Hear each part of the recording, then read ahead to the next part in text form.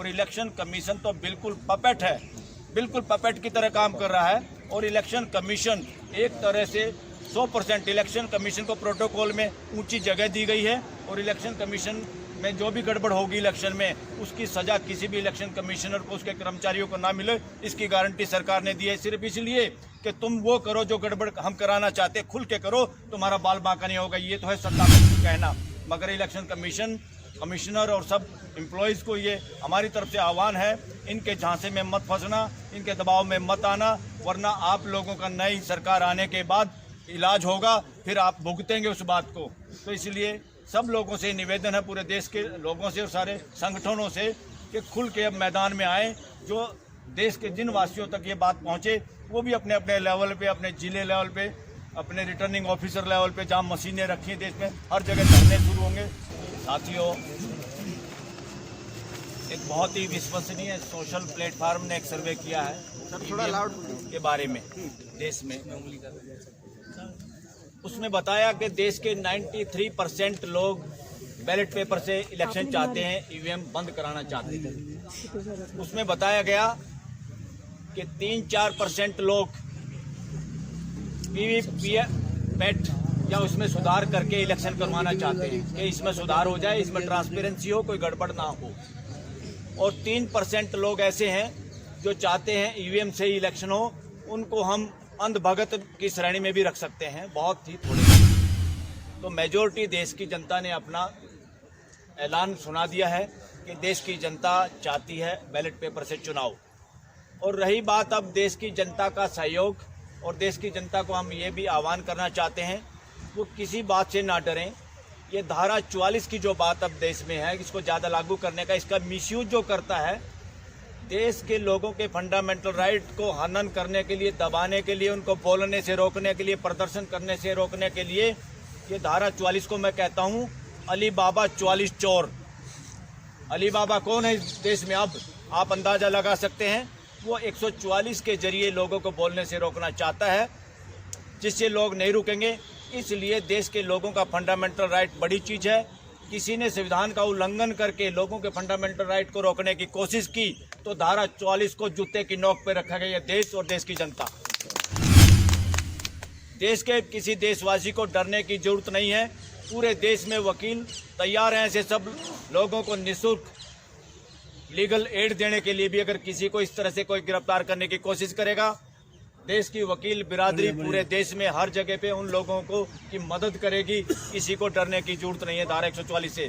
और अब हम आह्वान करते हैं उन सब ऑफिसर्स का भी, या एग्जीक्यूटिव मजिस्ट्रेट का, जो झूठे प्रेशर में आके धारा 44 का फरमान जारी करते हैं, वो सावधान रहें। इस देश की सरकार बदलने वाली है, फिर उनका भी इलाज होगा। इसलिए कोई भी ऐसा काम ना करें अपनी नौकरी के डर में। अगर नौकरी का प्रेशर ज़्यादा है तो हाथ जोड़ के अपनी तबादला करा लो। बदमाशी देश के साथ करवाने वाले लोगों को ये देश बख्शेगा नहीं। और इस इलेक्शन में 100% सत्ता पक्ष की बुरी हार होने वाली है।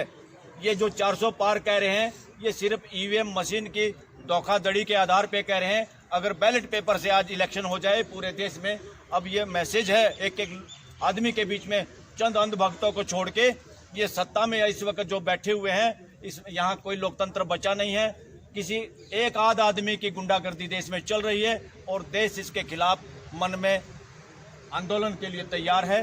तो इसलिए किसी को डरने की जरूरत नहीं। और फिर 400 पार नहीं, बैलेट पेपर से अगर सही चुनाव होगा तो 40 पार करना मुश्किल होगा सत्ता पक्ष के लिए। ये हकीकत आज देश की। और देश के सारे संगठन, चाहे वो किसान संगठन है, चाहे खाप पंचायतें हैं, चाहे मजदूरों का संगठन है, चाहे वकीलों के संगठन है, कोई भी, इवन सरकारी कर्मचारियों के, वर्किंग सरकारी कर्मचारी को एसोसिएशन भी चुपचाप, उन लोगों से जब बात हो रही है, वो लोग हमारे समर्थन में है। सब सरकारी कर्मचारियों की एसोसिएशन भी अंदर खाने, क्योंकि वो बोल नहीं पाते, उनका कुछ बिगाड़ सकते हैं, कोई नौकरी का, ट्रांसफ़र का।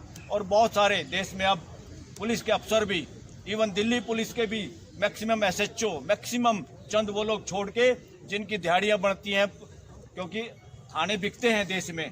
थानों में SHO बनने के लिए बहुत सारी रिश्वत का आदान प्रदान होता है। उन चंद लोगों को छोड़ के अंदर खाने, वो भी दिल से देश की जनता के साथ हैं। इसलिए देश की पुलिस में बहुत कम अब ऐसे आदमी बचे हुए हैं जो इनके कहने पे कोई हिंसा पे उतारू होंगे। अदरवाइज जब झुंड निकलता है तो शेर भी दुम दबा के भागता है।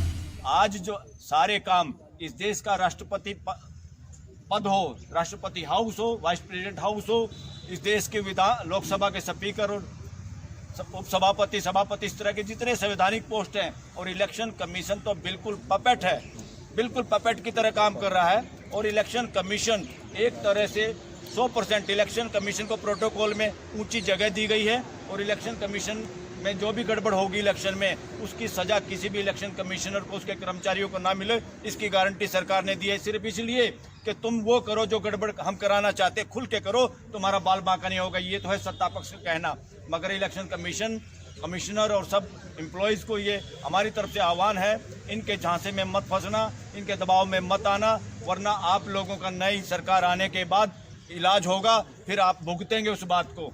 तो इसलिए सब लोगों से निवेदन है, पूरे देश के लोगों से और सारे संगठनों से, कि खुल के अब मैदान में आए। जो देश के जिन वासियों तक ये बात पहुंचे, वो भी अपने अपने लेवल पे, अपने जिले लेवल पे, अपने रिटर्निंग ऑफिसर लेवल पे, जहाँ मशीनें रखी हैं देश में, हर जगह धरने शुरू होंगे। सब लोग बढ़ चढ़कर हिस्सा ले, खासतौर पर युवा साथी। और इनके पन्ना प्रमुख बनाए हैं बीजेपी ने, उन पन्ना प्रमुखों की ड्यूटी लगाई गई है। चलो, इसमें एक देशवासी, जितने भी यंग लोग हैं, सब लोग सुनिश्चित करें कि सबकी वोट जरूर बने। किसी की कट रही है तो वो अपनी वोट उसमें शामिल जरूर कराए। ये भी एक बड़ी धोखाधड़ी होने वाली है। तो इसलिए साथियों, हाँ, पीएमओ का घेराव होगा। वो क्यों होगा घेराव?